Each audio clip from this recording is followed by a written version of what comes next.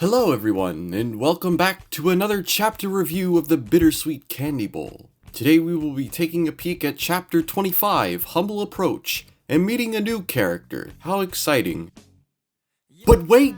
We have an intermission to do! Daisy looks really down on her birthday, which sets up the next chapter, but we'll get into that. All of Daisy's friends have come to cheer her up, as it is her birthday. She closes her eyes for the surprise and opens them to find a Princess Daisy dress, calling back to the Daisy jokes from previous chapters. Daisy isn't amused.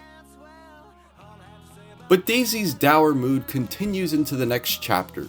The world passes her by, and nobody seems to be noticing how upset she is. We soon learn that they did notice, but wanted to give her some space. I like how it's Paulo that says something first, in a weird Paulo sort of way. Daisy assures them that she will be fine, but still walks away sadly and gets tripped by a friendly neighborhood plot device. A stranger offers her his hand, and Daisy looks up to see the smiling face of Abby. Look, Abby's a controversial character for me, but at the beginning he really was a sweet, kind guy. It's nice to see someone being so sweet to Daisy. Look at him holding hands. He's also a little white knightish at the start, very much a fedora tipper, but without the fedora. I'll give him a pass though. He reminds her of who he is and says he noticed she wasn't her cheerful self that day, subtly implying he's been keeping his eye on her. David and Paulo start ribbing him and he takes things way too seriously. At the very least, we have Paulo to call him out on being a white knight. Abby isn't exactly hiding the fact that he likes Daisy with all his sweet talk, though I don't see any nefarious intent behind it. Daisy's mood doesn't improve into the next day, and Tess guesses that it's over Mike. Mike asks Daisy for help, but once again, Abby comes to her rescue. Paulo keeps ribbing him, sparking a new rivalry that'll last for the next 1,000 years. We do get some hints about Abby's backstory, with him not wanting to be referred to by the name his father answered to. He finally concedes and allows himself to be referred to as Mr. Lincoln,